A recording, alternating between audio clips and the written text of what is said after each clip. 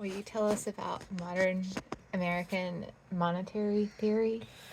Okay, so modern monetary theory, and I should say I'm not an economist. I am almost certainly getting details of this wrong, but my understanding of modern monetary theory is that it basically describes how it's meant to be descriptive, not normative. It's not saying how things should be, but how things are in countries which have sovereign debt that is denominated mostly in their own currency and which have ability to control their own tax policy. So that includes the US, that includes China. It doesn't quite include anywhere you're in the Eurozone because their money is a shared money pool rather than something that they set out themselves.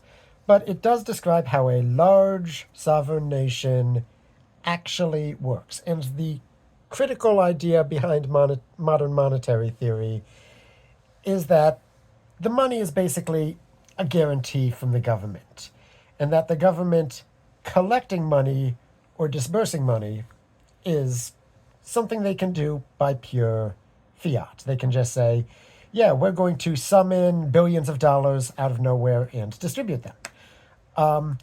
Most governments do not do that because that would cause runaway inflation of their particular sovereign money, but they all have the ability to do so. And if you take sort of governmental economics in that light, it means that the idea of balancing the budget is not actually all that important. And it also means that taxes do not do what you think they do. Most people think of the government the same way they think of their household: money in, money out, and you want money in to cover the outgoing expenses. And of course, the government takes money in from taxes and it puts money out in services. So if you think of the government as being a really big household, which is historically how economics has done it, that's what you end up with, the idea that your budget needs to be balanced. Modern monetary theory argues that that is moot. The government could spend all the money it wants. It probably shouldn't because, again, if they spend huge amounts of money more than their revenues, that increases the money supply, causing inflation. So that also means that taxes. Historically, the idea is you tax to raise money. And way back when everyone was on the gold standard, that was actually true.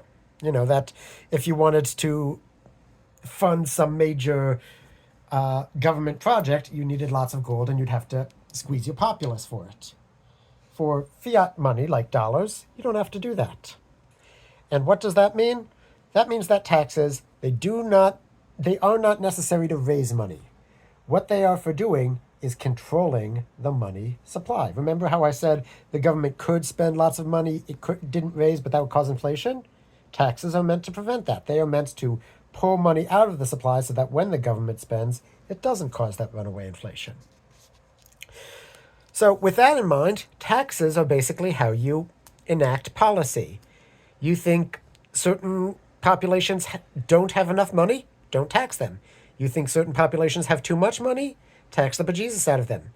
You think the money supply as a whole is too large? Tax across the board. You think the money supply as a whole is too low? Don't even bother to tax. Of course, this is not how the government actually thinks about their taxes, but it is how fiat currency taxes can work. So the idea that we need to tax in order to spend and that we need to be balanced, that's not really correct. Basically, the government should moderate its taxing and its expenditures in such a way as to do with the money supply what they want to have happen to the money supply. Balance is not necessarily what you want. So that's essentially what modern monetary theory is. It's saying that the relationship between taxes and revenue is all about money supplies. It's not about balancing the budget. It's about controlling how much money is out there. And for a progressive tax system, who has that money? Okay, one follow up question. You've used the word fiat several times. I think of those little cars that are very cute. I would like you to expand on that real quick for us. Okay, so fiat currency. So fiat actually, it's a Latin word for to do or to make. Fiat currency is basically a money that is backed by not backed by any physical stockpile. So, historically, if you go way, way back, money was literally stamped coins of metal, and that they were supposed to be equal in value to the metal in them. Then coins became a representation of metal. In America, as recently as the 19th century, you could go to a bank with a dollar bill and say, I would like to turn this immediately into gold or silver, and they were obliged to set a government mandated exchange rate on that gold or silver. Fiat currency, which is what most countries use these days, they're backed by nothing more than the full faith and credit of the country issuing it. And the idea here is that you can be relatively confident that you can spend that money, or more importantly, pay that government's taxes in that money indefinitely. And that's a good bet as long as the country itself is stable, which is why when countries destabilize, people become a lot less happy about actually taking their money. Okay, well, that brings us up to something a little near and dear to our hearts right now about the stabilization.